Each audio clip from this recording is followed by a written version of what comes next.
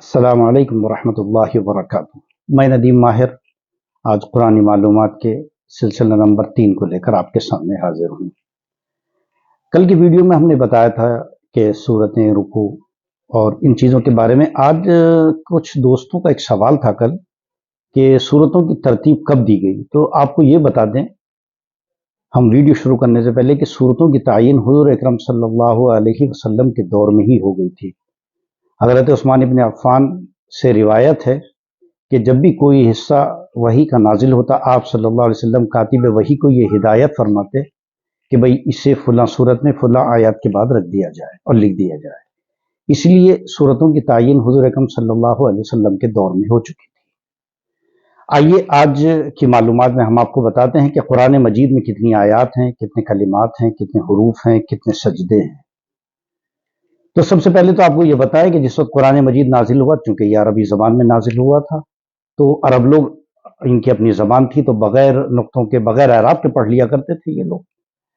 لیکن جب عجمی داخل ہوئے اور جب غیر عرب اسلام میں داخل ہوئے تو پھر ان کے اس زبان کے اوپر یعنی قرآن مجید کے اوپر اعراب لگانے کا کام ہوا، یعنی زبر زیر پیش، ان کو اعراب کہا جاتا ہے عربی میں۔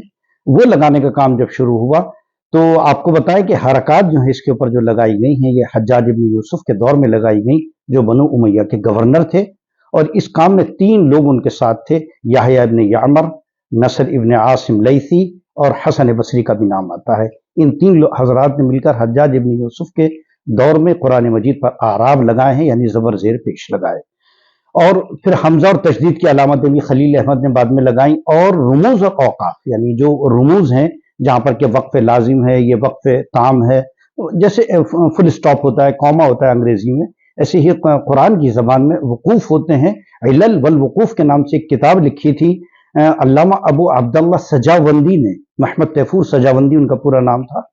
انہوں نے رموز اور اوقاف قرآن پر لگائے اور جو آج ہمارے سامنے موجود ہیں۔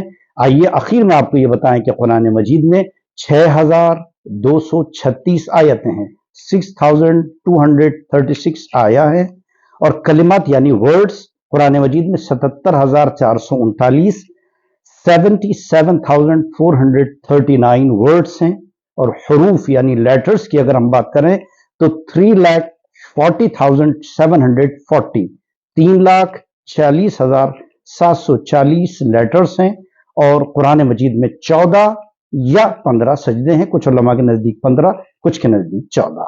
آج کی ویڈیو میں اتنا ہی۔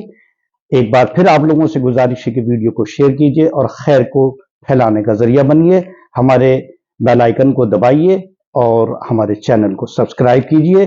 ندیم ماہر کو اجازت دیجئے، انشاءاللہ کل پھر ہم قرآنی نئی معلومات لے کر آپ کی خدمت میں حاضر ہوں گے۔ بہت بہت شکریہ، خدا حافظ۔